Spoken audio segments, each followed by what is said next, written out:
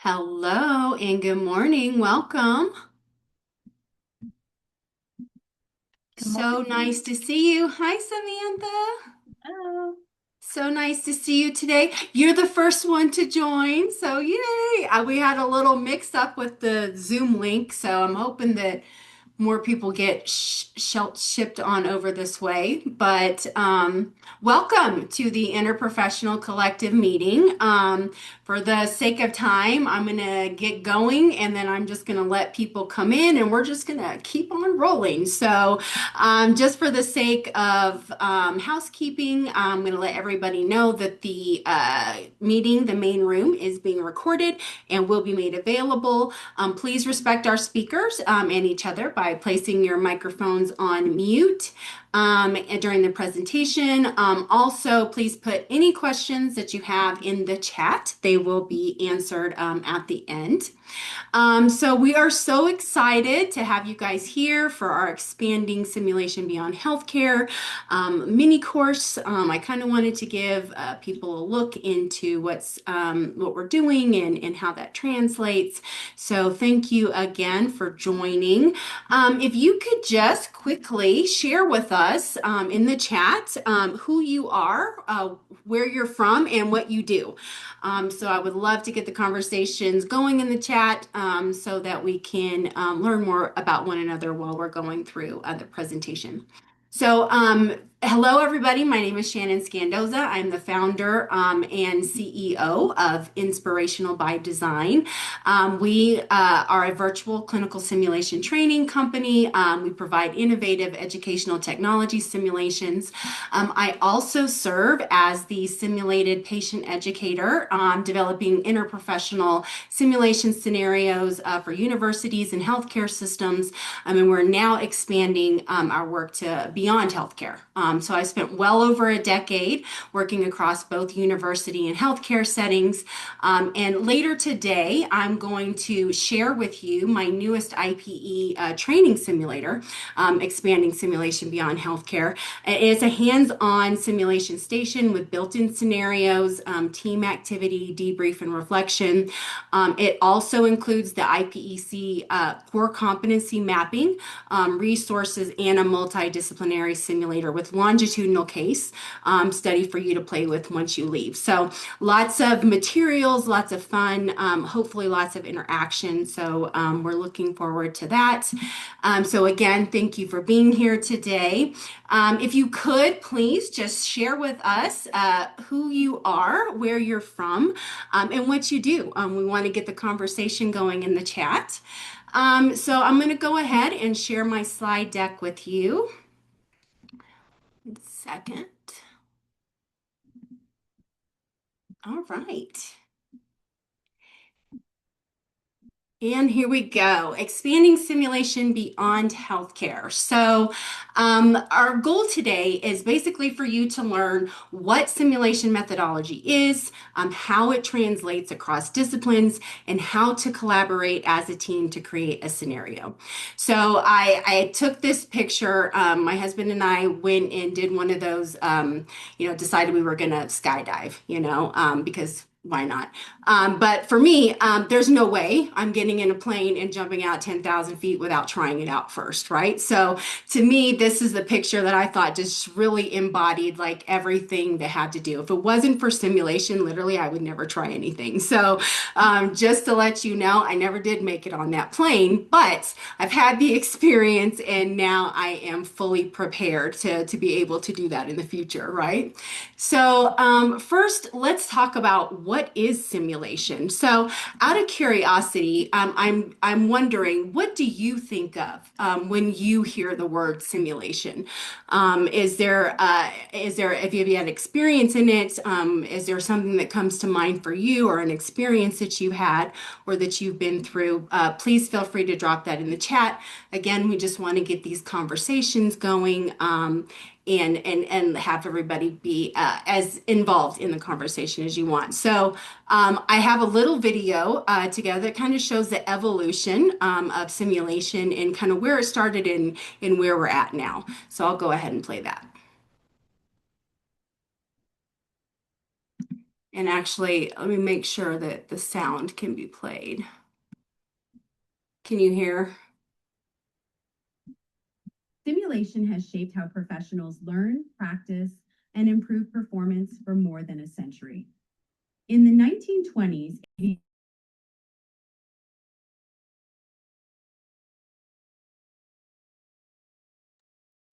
The sound disappeared for me.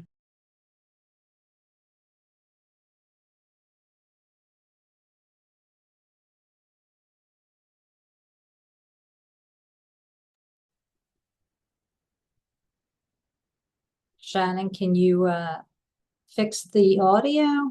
It seems to have, Is the audio not going? Okay. yeah, it was very low at the beginning and then it just dropped completely. Sorry about that. Actually, let me stop share, restart. And I'll reiterate the question while Shannon's getting that sorted out. I'm curious to know, maybe in the chat, if people are using simulation at work in any way. So, hi everyone. Oh, I don't know why it says chair on here. Hold on, I have to rename myself. I'm in so many places that it just keeps like one name. Okay, so I used to be in simulation from 22 to 25. And from 2025 till now, I've been in this IPE role. And one of the IPE events that we hold is called Teamwork and Communication, and it's geared towards fourth year medical students. And that's part of the simulation course. So it's all done in a virtual environment. It does have components of simulation, for example, standardized patient. We also had another event that had a standardized patient in there. I think that's the easiest route to go when it comes to simulation because it's so hard because in simulation, you want things to be one-on-one or like, in a center in person, but it does become a little challenging when you move that and you shift it to the virtual environment. So that's kind of how we've done it. Once we include a standardized patient into a scenario, that's the way that I've approached IPE with sim to make it more of a realistic approach. That's awesome. Thank you so much for sharing that. And can't wait to get you guys in breakout rooms so we can talk a little bit more about what we're doing and how we're doing it. That's literally the whole purpose of being here. So thank you for sharing. Let's see if I can get the volume to work now. I apologize. Let's see. training. By the 1960s, healthcare still adopted low? simulation to improve patient safety and clinical education. Early medical It's good, management, but do you want to start it over? Ann and Harvey the cardiology patient Yeah, I can. simulator allowed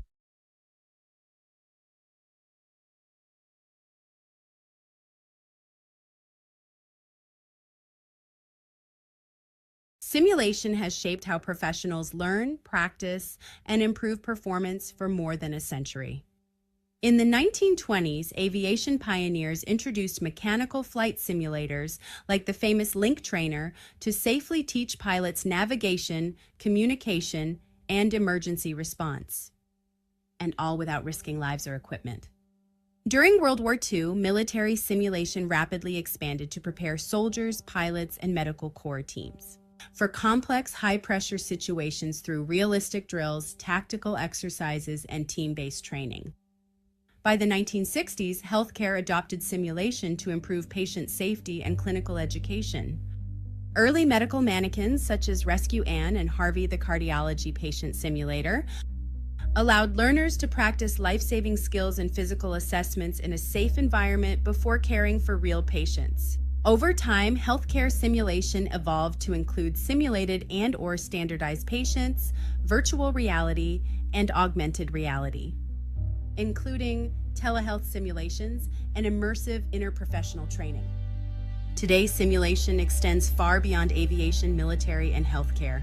Education uses role play and virtual classrooms, while businesses use simulations for leadership development and crisis management. Public health teams simulate disaster response and pandemic preparedness. Social justice and community organizations use simulation to explore bias, empathy, accessibility, and inclusive decision-making. Even gaming and technology industries rely on simulation to create immersive experiences and predictive modeling. At its core, simulation creates safe spaces to practice, reflect, innovate, and prepare for real-world challenges before they happen.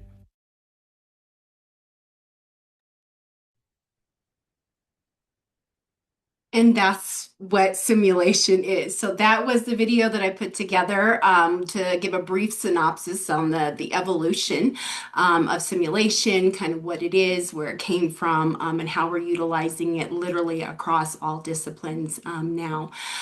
So what I would like to do now, now that I've got you pre-briefed, I've got you up to speed, not that most of the people in this room already don't know what simulation is or utilize it frequently, but I would love to introduce you to our guest speaker, Denise LaMarra.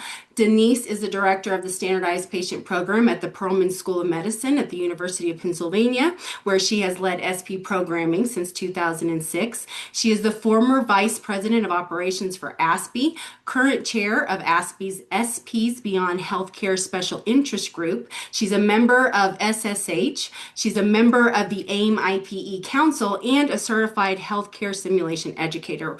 Welcome, Denise. We are so honored to have you here today. Wow, that sounded really good. I hope she didn't build me up too much there, but I'm really hoping that we all learn from each other today. So thank you for that nice introduction. Do you want to, I can't stand looking at that picture, so can we move to the next slide? Sure.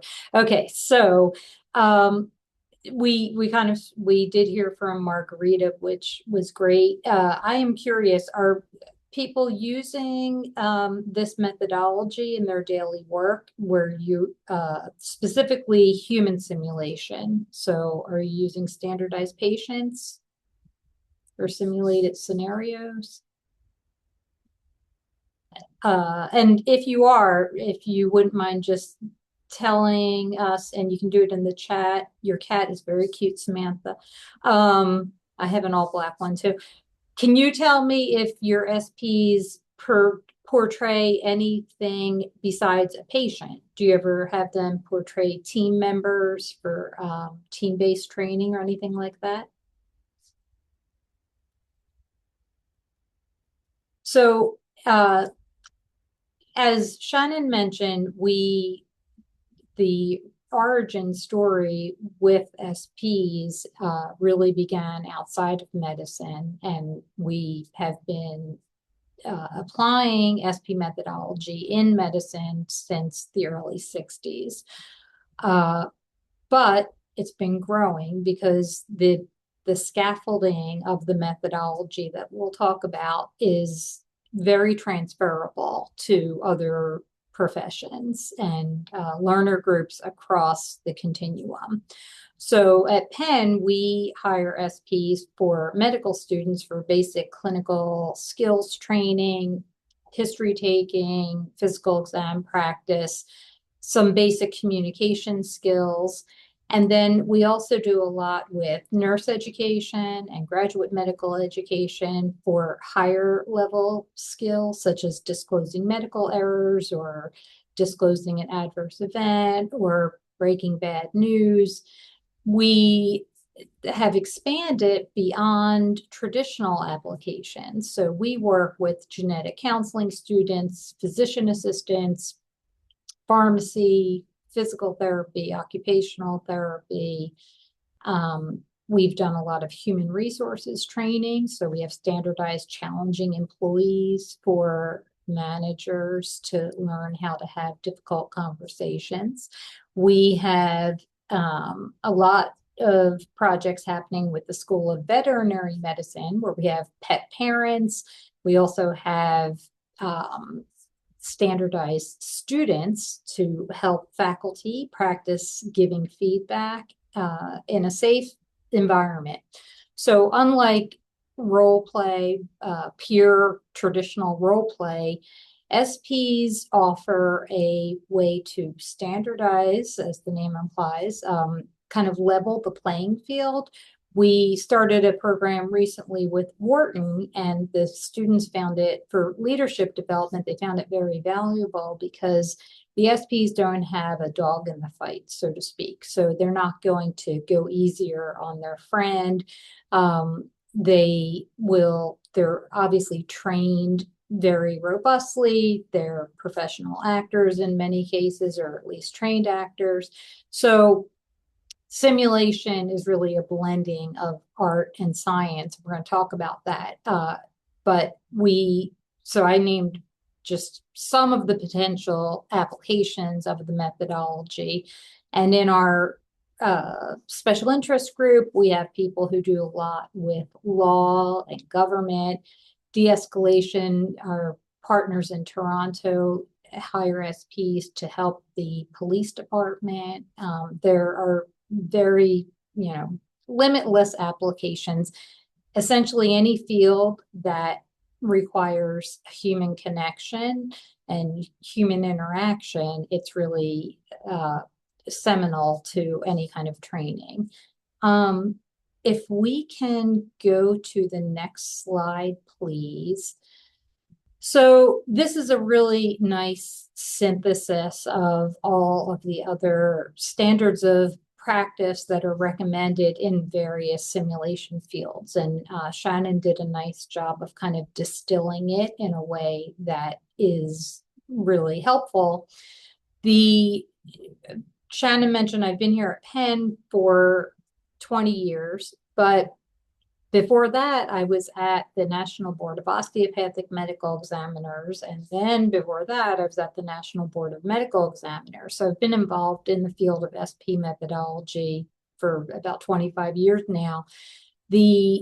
My time before coming to Penn was very, as you can imagine, measurement driven. So it's really important because I think simulation it's naturally experiential. It's fun. It's people like to get up out of their chairs and get a chance to practice these skills.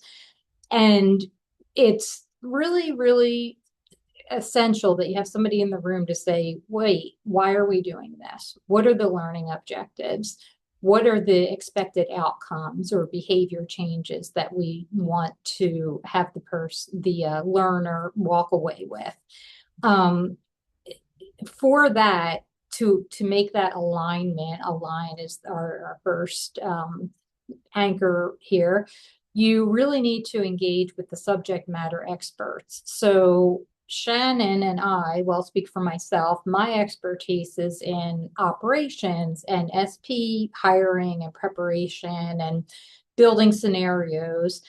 However, I am not a nurse. I'm a civilian. I'm not a clinician. I'm not a social worker. I'm not a genetic counselor. So it's really important to be able to work very closely and engage those experts in order to create that important foundation before you build any kind of simulation activity. Whether it's an assessment or a training activity, you really want to make sure that that you're building something that's reproducible and measurable. So I always say that it's a blend of art and science, and that takes us to the next immerse. That's where the art comes in, right? Our job as SP educators is to make sure that we create a very realistic enough that people can suspend their disbelief. We've done things with school principals, and we had them in an outpatient exam room. We pushed the exam table to the side and said, okay, just pretend you're having this conversation in an office. And then once the human interaction begins, they really can go to that place. So that's where it becomes immersive. So you might have an idea for a scenario, you might even have access to actors, but you really want to work with somebody who's a simulation educator so that you can bridge that gap between the subject matter experts and what we want the SPs to do. So we can help create that realistic simulation. And then the mentor and measurement piece, that's really, we're all aware that virtual reality platforms, and there are just so many AI tools available to us now, which are undoubtedly helpful in making some learning more accessible and scalable. It's where the humans interact, though, is where the learning really occurs, because we want what an SP will offer is it's unpredictable. We kind of don't know what's going to happen in that human moment. It's different than dealing with a virtual patient where there's one person interacting with a screen and there's predetermined ways that that virtual patient might react. So the SPs offer an actual insight into what was happening at that moment for me as a person, or as a standardized parent, standardized professional. I should mention that ASPE is the professional organization that Shannon and I belong to, and longtime members for 25 years. But they changed their name from Association of Standardized Patient Educators to Association of SP Educators, because we know that SPs can be professionals or parents or partners or any number of roles.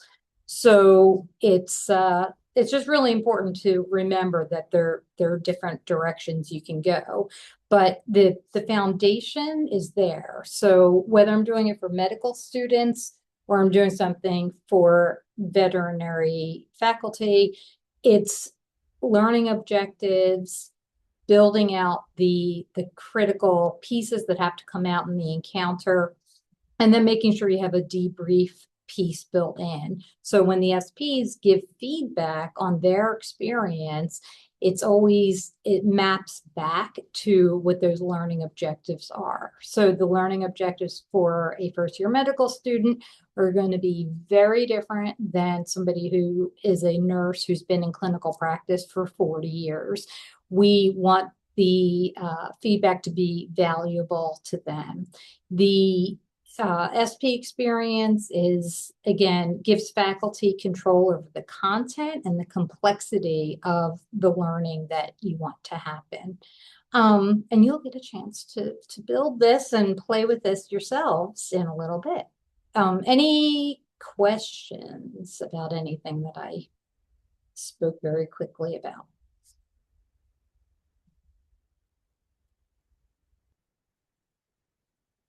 I think I don't remember, but no. So I'm going to hand it back to Shannon. Thank you so much, Denise, for going through the steps and the methodology behind the steps and why we do what we do to prepare those scenarios and prepare them safely across all disciplines. And again, we're going to show you how this is translatable. Now, I know the majority of the people in the room today have some type of healthcare background. So I wanted to show us some opportunities to look at it from a different lens, right? And to include that in an interprofessional collective. So if we were looking at creating a scenario from a pre-brief, I pulled one together that I thought we could look at before we looked at the tools that we're going to use today. So for this particular scenario, and the way I've done it, I've built it out so that it will have, the scenario already has pieces that are going to be included for you, and then there will have pieces that we'll need to fill in together as a group. So in the interest of time, and I wasn't sure about the level and knowledge of sim design with the group. So I just wanted to make it so that anybody could come into the space and learn how we do things and how it translates. So for this, like I want to create, maybe I'm a teacher and I have an overwhelmed student. This is like a thing that's going on, right? My students are coming in, they've got things going on in their lives, and I'm noticing that there's something going on, and I want to get ahead of that. So I want to design a scenario wherein I can practice it, with, other teachers or with other admin or faculty, again, to prepare ourselves to help.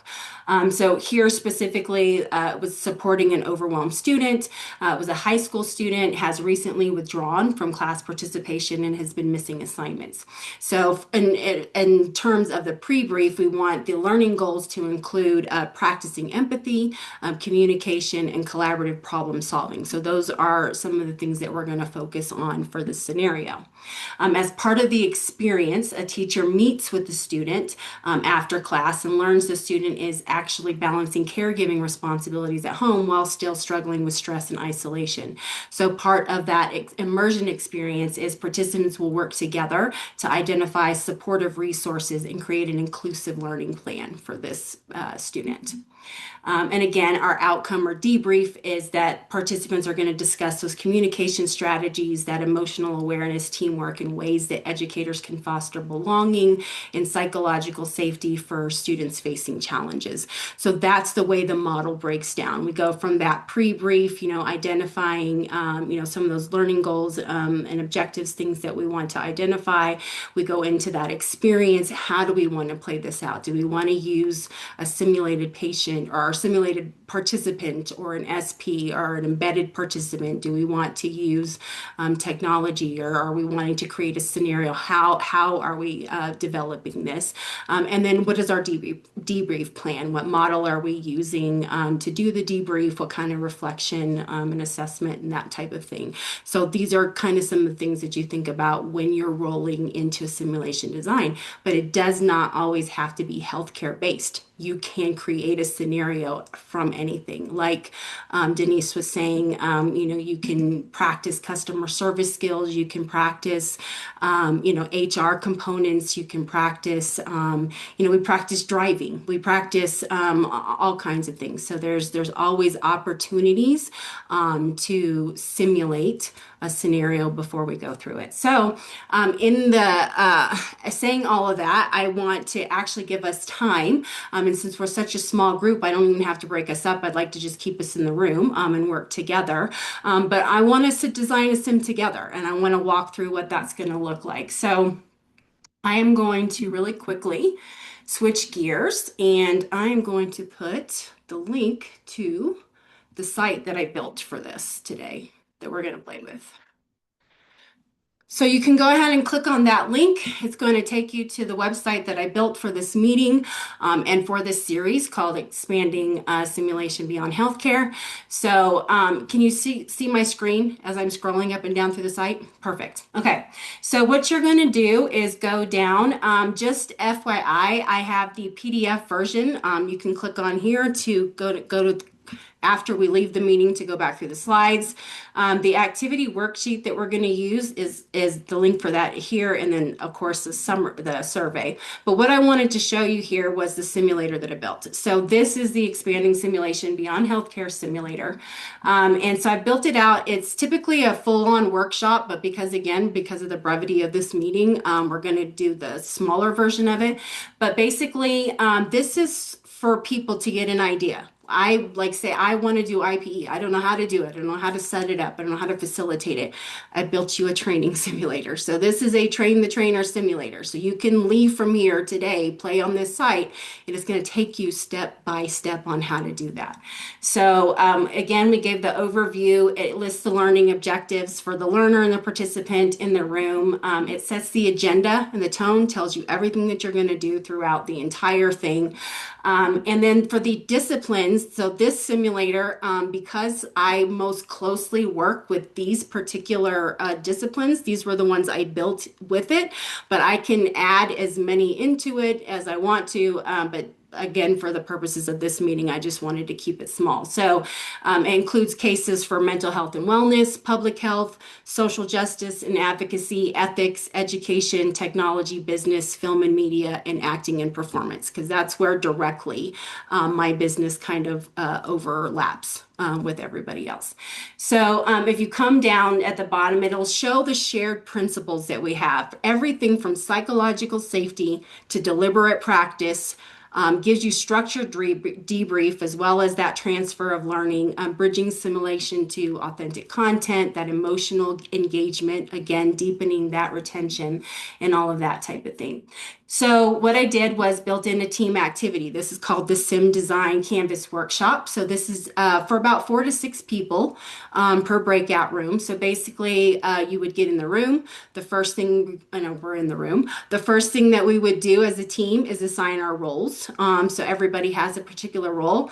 People who are already healthcare simulation educators, I suggest that they take that bridge builder position because again, it's going to you have a very unique perspective and you will be able to see kind of where those disciplines can kind of translate and where that shares those connections. So basically, this is the sim design canvas. So it's again, it gives us who the learner is, what the setting is, what the particular challenges that we're going to be facing, the learning objectives, the psychological safety plan, and our cross-disciplinary connection. So kind of tying that all in together. So if you scroll up to the top of your website and you go to the activity worksheet, it is a fillable PDF. So basically you can download it or you can use it here, and sorry about this. I don't know how that, it kind of crossed over there, but I'll get that fixed. Basically, it's just assigning roles. And then we're going to go into the sim canvas where we're actually going to play through each box together and work through together as a team. But the thing about this that makes it fun is it's already built in some scenarios. So today, for the purposes, since we've already been looking at education, I'm going to go down here and select education, and it's already going to give me some of my information. So these discipline scenario cards are to kind of just start the conversation. It's going to give us our learner, give us a central challenge, and then we have to work together to come together to create this scenario. So, after saying all that, I'm going to go ahead and stop the share and open up the room and ready to get started. So, does anybody want to take the lead today? So wait, that was so much information. I know. First, I want to just applaud Shannon for creating these products. She did this totally without any input from me, so I'm happy to say this is phenomenal. And it's open access. Like this is really a gift. It's really, these are wonderful tools. And there's a lot to like get your head around. So I just wanted to insert a pause to see what any thoughts or questions or observations anybody has. Yes, thank you. Because I love it because she's my pause. Otherwise, everybody who knows me, I keep going. So, yes, please, everybody, let's stop and talk. And I'd love some insight. Marietta, did you have something? Oh, sorry. I wanted to clap your hands and I yeah, by mistake, I raised my hand, so no worries. We'll accept all hands. So. Yes. Does anybody feel like there's something that you're doing at work or like that you want to be doing and building toward that you don't presently have the tools to do?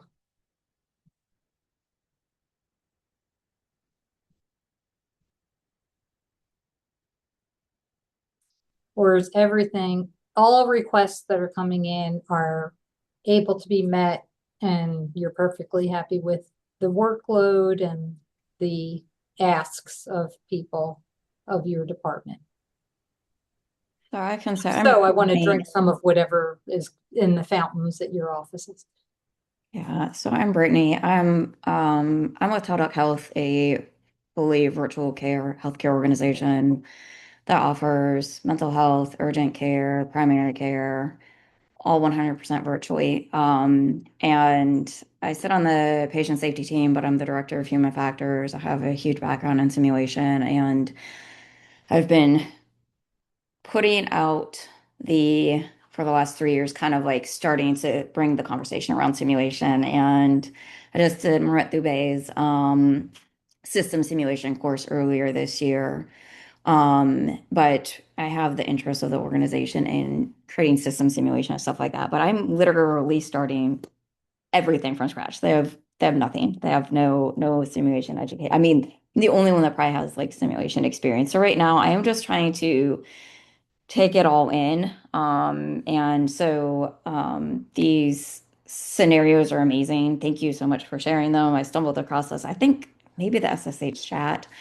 But yeah, so if I'm being quiet, it's just because I'm trying to take it all in and build everything from scratch while also like it's the whole precedence of starting out. And, so I probably will, leverage SPs, except I'm going to probably have to start internally, but I'm also looking to partner with like other organizations to hopefully, that are getting more in that virtual care space. But it is a very unique space. It's a lot of opportunity, especially for, these aren't new learners, these are practicing clinicians. Many have been in like family practice, emergency department, urgent cares.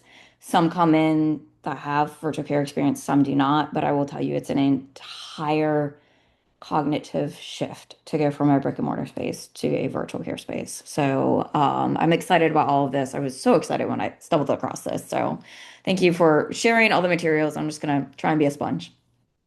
So that's really fascinating, Brittany. Thank you for sharing. And one of the things I'll just put out there is, I guess everything happened, everything changed during the pandemic, but we did do a little bit of training on best practices in telemedicine. And I'm sure since then there have been many things published about different models and frameworks that people should use as a guide when interacting with patients.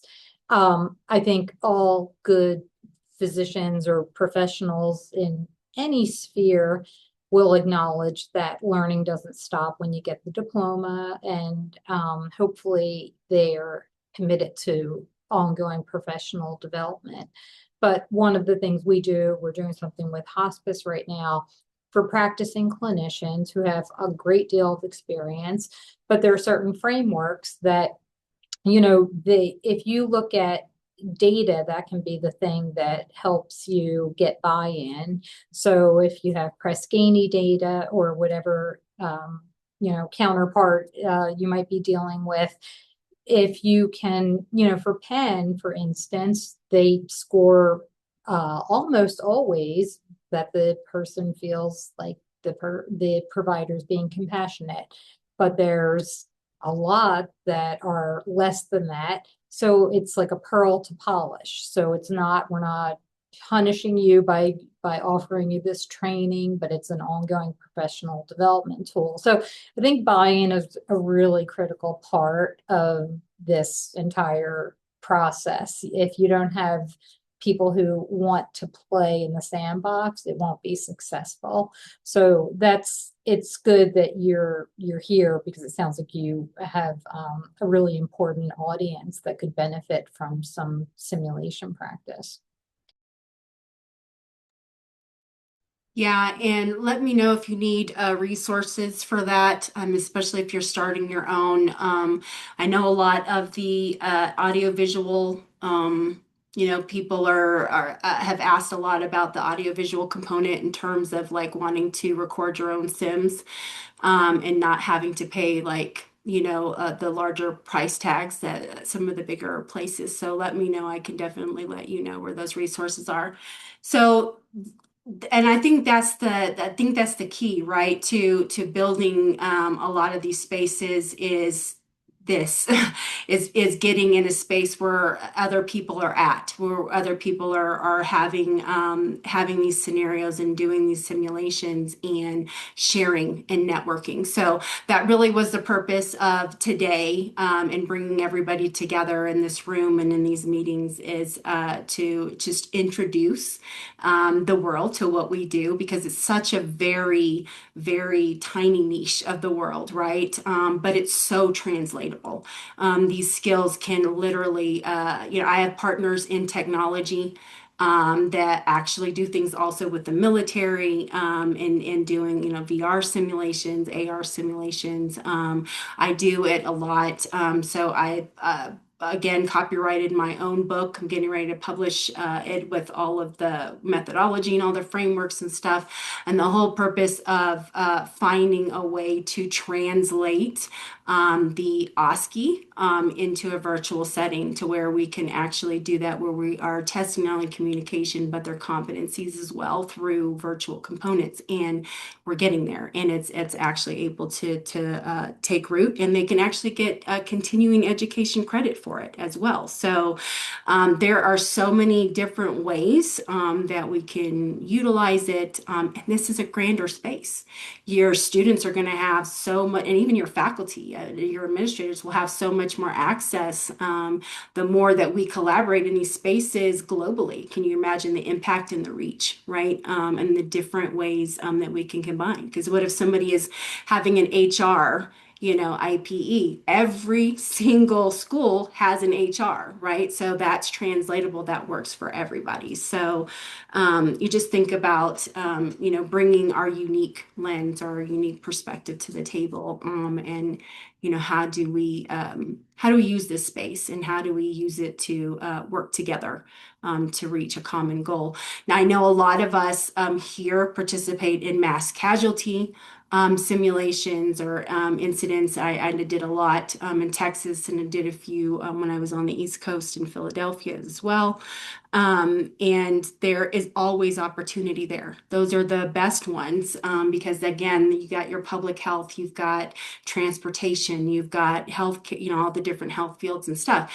And there's a way to do those in a virtual setting as well. We've done those as well. They take a lot of planning and time, but the potential is there and it's real. So anyways, and in keeping with what was going on today, I just wanted to give you guys the opportunity, give you a look into the simulator, into the opportunities, because if and again, this was for a lens of people who didn't have any kind of background with simulation or know what it is, but and to see how that we could come together at the table to make things happen. So is there anything else? Did you guys want to look at one of the scenarios? I know we don't really have time to build it at this point. I think that's really why I wanted to give you access to the tool. I have a tendency to build big and go big, but I do want to go back to the website then while we're still here. So take a look while you're on there. Again, I did map those simulators. So the simulator that I built was mapped to all IPEC competencies. So it shows every single area wherein it meets full standards, where where it lacks. It even shows the full matrix and the gaps and recommendations. But my biggest thing was the resource page. So again, when creating scenarios and doing things in simulation, obviously we have practices that we follow and things that we do. So I went ahead and made an entire resource page for anybody, again, who was willing to develop their own simulations. You've got the standards of simulation and practice for healthcare that we utilize, the IPEC competencies. I've listed ASPE standards of practice as well as in-axle simulation design on there. Bloom's taxonomy. The funny thing is there's now unblooms. We've reached the level of metacognition with AI that now we're having to undo what we've already done. And so I've listed that information. That is by Tina Austin. She is amazing. I do a lot of work with outside of healthcare. So I work directly with AI in education and women in AI in education. I'm also part of the future of higher education on the East Coast. So if any of you are on the East Coast and are looking to connect, in an arena that connects everybody from like big tech and like where the money comes in. This is how they back students and faculties and their ideas. It's like Silicon Valley comes in with their money and does big things. They have a huge global thing at Penn. Do you remember, Denise, have you ever been to one of those or heard about one of those? I think they held it, I think it's Penn State though, I think is where they hold that. It's global forum. But anyways, there's so many of these forums that I belong to that kind of just translate, and I only got into it because of AI. So when you get into that space, it opens it up to people you didn't even know were doing things. So again, if you ever need any of those resources or one in those rooms, please let me know. I would love to bring you there and give you those opportunities. But again, we go into Kolb's, Edmondson's, Delta Plus. Like, I include all of the models that we use here through the AIM, through our simulation project, as well as what we use for, again, designing scenarios. So I just wanted to leave you guys with something fun. So I built, in addition to the simulator, there's also a multidisciplinary simulator that's a longitudinal case. So it follows our patient or protagonist over 23 years. So again, you can go through and look at each discipline, the impact that this has made on the person or the patient's life, and then the impact in the community from there. So, but yeah, that's what I wanted to do. I wanted to bring you to a space where we could talk, we could learn about simulation, we could share our experiences, and I would love to hear from anybody else.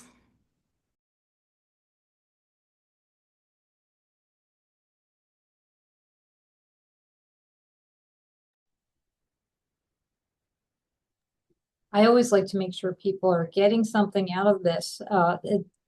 Does anybody feel like they came here for a specific reason and they were hoping to get X, Y, or Z from this?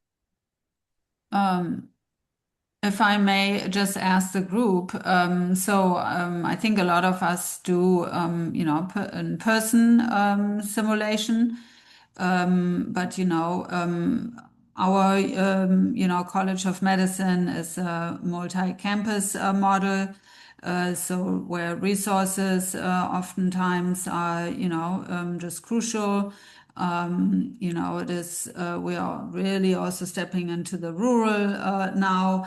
And so I was just wondering how many of you have experience with virtual, and I'm very inspired with, Shannon's work, but how many really have already tapped into the virtual space and more self-directed, kind of format for those simulation opportunities, or how maybe your students or learners use it for coaching, if they're specifically maybe lacking in communication and those kind of things. So I'm just interested. Margarita here again. So since starting in this role last year, every IPE event with the exception of one, and I've held about 6 major events. So it's not 20, 30, 40 students, it's 700, 800, 550, all in a virtual environment. It's been basically very self-taught. This is a department of one, so there was no IPE department here. I built it from scratch. So a lot of the things came from, okay, how do you build your own assessment, right? Pre and post, based on the IPEC competencies, as well as I use the ICCAS tool, which gives me those questions that you should have in every pre and post questionnaire when it comes to assessment for IPE. From building an express sheet that has all of the breakout rooms that are pre-assigned in Zoom, so that when you hit the breakout room button, everyone goes exactly where they're supposed to be from each of the specialties that you're going to have in the room, to creating the facilitator notes and PowerPoints and all that stuff. So it took at least the first 3 to 4 months to kind of get an idea of how we're going to do it. And then once everything started falling into place, it's kind of now on auto drive.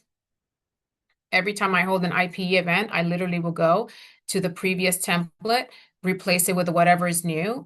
Also creating a template for the actual event itself that has the competencies attached to the learning objectives, right? So I put learning objectives and competencies right next to each other, a schedule at a glance, kind of a summary of what's happening during that event, and literally just kind of redoing the same one for different until you build a library.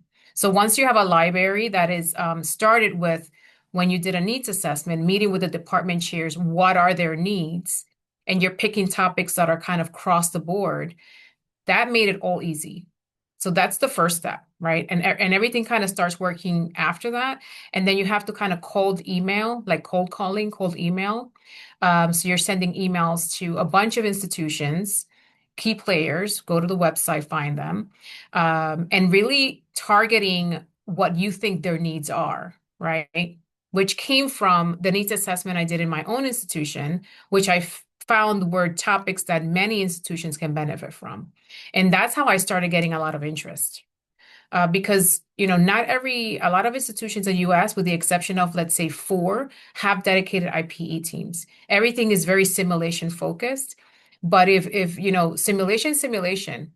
simulation does not include IPE, if you think about it. You have to mesh those two together, because just because a medical student isn't with a sensitized patient, that doesn't make it an IPE event. An IPE event is, how do we 2 or 3 professions work together at a minimum to solve a patient issue? So it's kind of hard in the simulation environments to do, especially in medicine or social work. So that's why it's worked so well in the virtual environment. But you have to figure out what are those topics that are of focus that will be generalized, so that if you have somebody from California, I have people from Puerto Rico, I have someone from Ukraine, I don't know how they, because everything going on over there, I don't even know how they were able to log in, but they did, so that they say, oh my God, this topic is good for my students too. So that's where I would start. Like, try to figure out what are some of those general topics. And in this case, that you can combine with SIM, and then do some cold emailing to see who you can get as not only students participation, but facilitators, right? Because you need facilitators for these breakout rooms as well. I always have a panel in the beginning, and then I break them out into breakout rooms. So I don't just start them in the breakout room with a facilitator. No, they already kind of know what's going to happen before. And I always start with, what is IPE? There's a few slides that I go over. And that's something that you should do as well. Like that way, they know the definition of it. So that's how I've made the virtual environment work in RIPE setting. I had a in-person one, but I'm really focused on the virtual environment, because that's how you get more support. And more inclusion. Yeah. It's so Yeah. limited when you're only limited to that little area around where you live, Exactly. because nobody can afford to even bus students. And I know Mm-hmm. that came even when I was on a multi-campus. They would complain about shipping kids back and forth between campuses. Yeah. So again, yeah, you're looking at expanding the opportunity, not just for your students, but for students everywhere, Yeah, and exactly. creating that Exactly. opportunity. So thank you so much. I was so fortunate enough to meet Margarita last week, and I was like, I have to have her in my space, and I would love to be in her space. She's doing such wonderful things out there. There are Thank so many you. people doing such great things, and we need to be at those tables. Honestly, our students need to have those opportunities. They need to find out what somebody else does. I felt Mm-hmm. like for me, that's always been the biggest thing, is my students were always like, well, I don't know what that, I don't know what they do. Well, I don't, well, you need to know, because once you graduate, you don't get the opportunity, you have to figure it out. So let's navigate that space now. Let's work through those challenges now, and let's squash all that hierarchy, crap that gets in the way, of me doing my job, and getting and feeling fulfilled in what I'm doing. Because I feel like we're burning these poor kiddos out before they're even really practicing, and it's not fair. And as a faculty member and everybody in this room who is a one-woman show knows that, you put everything you have in it, and you're the only one who's left holding it. You know what I mean? So you do the best you can. So I just wanted to create a space where we could align, where we could bring our stories, bring our ideas, bring our schools, our students, our faculty together, in a way that, we could, again, empower, promote, network, and connect with one another. So again, I just built this little site because I wanted people to see, how does this work? How does what you do have anything to do with what I do? And how could that translate? And I thought it'd be a fun way for people to take this home and actually be able to play through it on their own. Because again, I have grand ideas, and I introduce them like Denise says, and then everybody's going, Huh? So yes, so this is actually a look into a course or workshops that I actually am looking to do in the fall. So I'm looking to collaborate on those to get people together and to start doing faculty training so that we can get students in the room like no problem in doing those things. So yeah. Let me, I wonder, are you able to present something like this at IMSH? Huh? Okay, because that would be, I know that they just had a call for abstracts or something. I saw an email. I think that it would be really helpful if Okay. you do like, and I'm just putting this out there, a 90-minute session, kind of like what you just went over, going over all of Okay. the components. Because I think those are the types of sessions we need. I hate going to a conference when all they talk about is results. I'm Mm, like, I don't want to know about I want to know how did you get to that point? And I yeah. feel that IMSH has lost a little bit of that they used to Yeah. do, where you're actually in there for 90 minutes learning the process that led to. But now the focus has been more, this is what the results were, and Yeah. then maybe a little bit on, because everybody's trying to gatekeep for some reason. So I think Yeah. that if you do something like this, like a 90-minute session, or if they have 60-minute sessions, I'm not sure. I think it will be really, really helpful, and you will get a lot of registrations, and that will also help you expand further, because there's people that go from all over the country and Yeah. to IMSH, and it's I forget where it's happening next year. Uh, I did turn in one abstract for the one that I'm doing at an Axel next month, but this was another one I was thinking about putting in on, Mhm. and I was wanting to see if anybody wanted to come in with me and do it. So, but I was thinking about putting it up as well. But yeah, I can't Gonna be remember in New Orleans. New Orleans. That's Oh my God, there you go. That's So that people are gonna go there. And I am not here speaking on behalf of ASPE, but yes. I Oh did yeah, that's put right. Mhm. ASPE in the chat. For anybody who's not a member, I would really encourage you. You get a lot of bang for your buck. It's not that expensive to become a member. We're going to be in beautiful St. Louis at the end of June. So if anybody can come or Yes. join, I put the information. Is anybody Thank already a you. member of ASPE? No, I'm not a member of ASPE, but I know when I was in simulation, what happened is that we kind of said, okay, I'm going to be a member of this one. This person's going to be a member of that one, and so forth. But I remember you, Denise, and now I remember where I know you from. We met for that program you did, wasn't it? May, I think so. And Yeah, your neighbor, because I'm in Philly. yeah, yeah. So I'm Yeah, like, where do I know Denise from? And that's it. yeah, So you we'll know what talk. Yeah. yeah, what I can do, because I'm not in that simulation department anymore, but I do deal with them on a daily. So I want to invite and Denise, you know her, Judy Easley, Hmm. Yeah. to She's in yeah. my committee. Oh, okay, great. Yeah, Mhm. because she would be a really good resource for this as well, because she's literally in the Sim Center. Yeah, I And would love it. Anybody, please feel free to send it. This is open and free to the public. I really Mhm. want as many people to come here and to be able to share in our experiences. And honestly, this is a place for like if you're wanting to do IPE, but you don't have anybody to do it with, this is a great place to start networking. And that was the reason for these meetings was to create those opportunities so that we can all play together. Because I feel Okay. like makes us better. So, Mhm. but anyways, I just want to thank you all so much. I did also put a survey in the chat, because we get surveyed to death. But I really do want to make this quality content. I hope this was meaningful. I hope this was worth it for you guys to come and share the space. I hope you really enjoy the simulator and the site and everything. Please feel free to go through it and to play with it and give me feedback there. And then next month, I am bringing on someone from the gaming technology sector. And they're going to come demonstrate some of the VR and AR and gaming simulators and how they've built out those scenarios, because I actually build patient scenarios in those as well.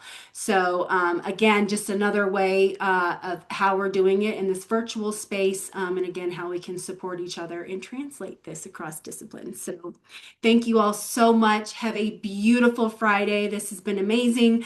And take care. I'll see you next month. Okay, bye. Bye. Thanks, everybody. Thank Bye. you. everyone. Bye. Bye. Bye, Shannon. Oh, hang on. Thank you so much for coming. Was that Of worth course. your time? Yes, it's good. It's always good to connect and to have